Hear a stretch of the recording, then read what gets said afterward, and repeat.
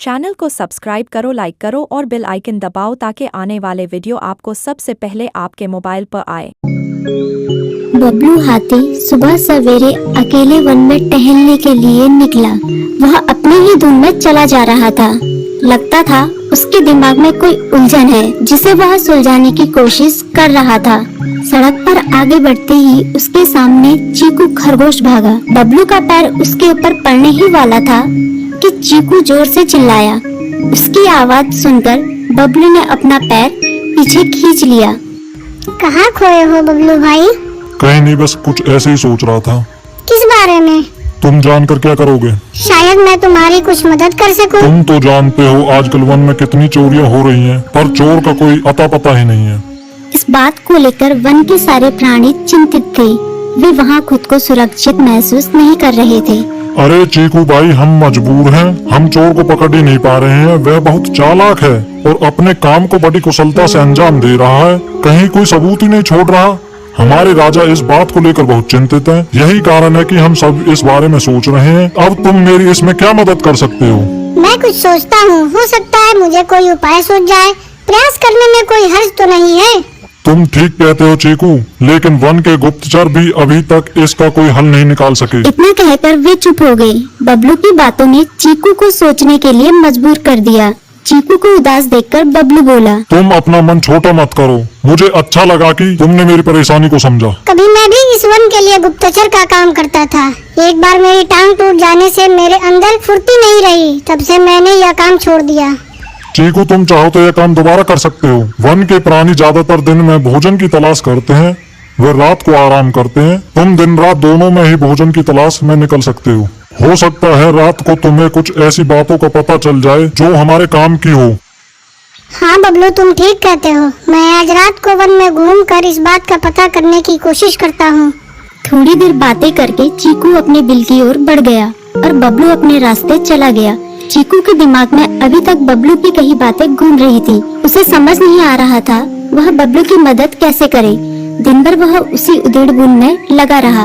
शाम होते ही चीकू कुछ सोचने लगा और वह चुपचाप बिल से बाहर निकल आया। चीकू की पत्नी ने देखा तो बोली, इस समय कहाँ जा रहे हो? बाहर खतरा है। खतरा तो सुबह भी रहता है, लेकिन खतरों से डर कर हम भूखे तो नहीं मर सकते। मैं बाहर घूम कर आता हूँ। इतना कहकर चीकू रात को बिल से बाहर निकल आया। कुछ दूर जाकर उसकी नजर बंकू उल्लू पर पड़ी, जो कुछ ही दूरी पर था।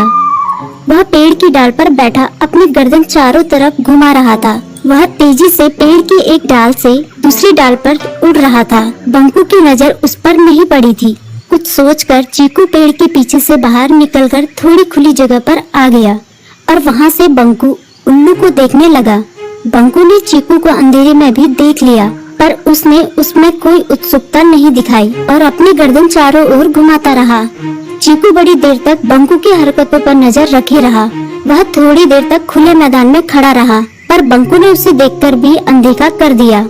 उसने महसूस किया कि बंकू के आसपास चमकू चमगादड़ भी मंडरा रहा था। कुछ देर वन में घूमने के बाद चीकू अपने बिल में लौट आया और सुबह होने का इंतजार करने लगा। अगली सुबह बबलू उसी रास्ते में जा रहा था। रास्ते में चीकू उसका इंतजार कर रहा था। आज बड़ी जल्दी आ गए बबलू। हाँ, आजकल मुझे चिंता की वजह से नींद नहीं आती। कोई नई खबर है क्या? यकीन से तो मैं नहीं कह सकता, पर मैं तुम्हें ऐसे प्राणी का नाम बता सकता हूँ जो शायद चोरों की मदद कर रहा है। कौन है वो? बंकू उल्लू। इतना कहकर चीकू ने रात की घटना उसे ज्यों की त्यों सुना दी। इसे सुनकर बबलू का माथा ठनका। बबलू की आंखें चौंधिया गई। तुम ठीक कह रहे हो। मुझे आज रात बंकू और चमकू पर नजर रखनी होगी। इतना कहकर वे दोनों अपने अपने रास्ते चले गए। बबलू रात को अपने साथियों के साथ बंकू पर नजर गड़ाए रहा। उसकी संदिग्ध गतिविधियों को देखकर बबलू ने उसे उसके साथियों चंकी और संकी लोमड़ के साथ पकड़ लिया। बबलू ने सख्ती से पूछताछ करनी शुरू कर दी।